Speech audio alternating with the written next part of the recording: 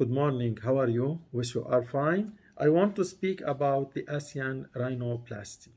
Asian rhinoplasty is distinguished from other ethnic groups based on differences in anatomy, individual aesthetic goals, and surgical techniques. Anatomical features of Asians include thicker skin, weaker cartilage, less dorsal projection, rounder tip and alley, and a more retroussive columella. Asian patients seeking rhinoplasty typically present with the chief complaint of a flat, wide nose and bulbous tip. Their aesthetic goals are to raise the dorsum to increase tip projection and refine the tip contours while still maintaining their ethnic appearance. Surgical techniques aimed at strengthening and augmenting the weaker cartilage framework have supplanted traditional reductive techniques described for the over-projected Caucasian nose. Controversy over an ideal technique has divided practitioners, principally based upon material preference, alloplastic implants versus autogenous grafts.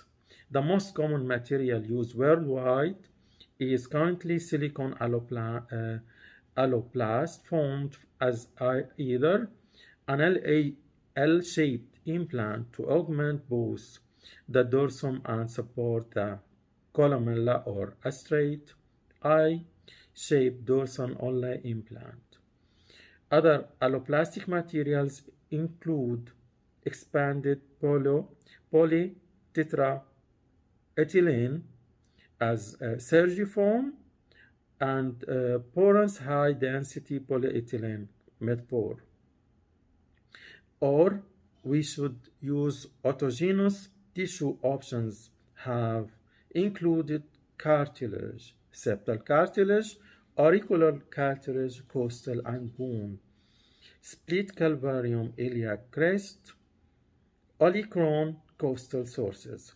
The senior author's preferred method is costal cartilage because of its abundant availability, mechanical strength, and resistance to infection, resorption, or exclusion. Physical evaluation, functional evaluation. We should assess external nasal valve function during inspiration and expiration, inspect nasal airways with a speculum and headlight to evaluate impact of turbinate septum, internal nasal valve, and mucosa on airway patency. Examine internal nasal cavity for perforations, masses, or other rhinological pathology with a fiber optic scope. Aesthetic assessment. We should perform facial analysis considering both frontal and profile views to evaluate nasal analysis, facial symmetry, and chin projection. We should determine nasal starting point, or nasion, which should lie at a horizontal line drawn through the mid-papillary line. We should inspect and palpate the skin envelope to determine thickness, elasticity, and health of the epidermis and dermis. We should palpate dorsal skeleton to assess nasal bone length, dorsal cartilage, support caudal septal length, lateral cartilage strength, and defect of underlying structural support. As I told you before, you should notice that the strengths of the cartilage are not the same like other ethnic groups. There is difference, they are, and the skin is more thicker. You can imagine that the skin is very thick, the cartilage is very weak. We don't have a bridge, or the dorsum of the nose is low, and the columella is not the same length as others. You can watch the video and you can see how we extract the cartilage to make the dorsum and the columella.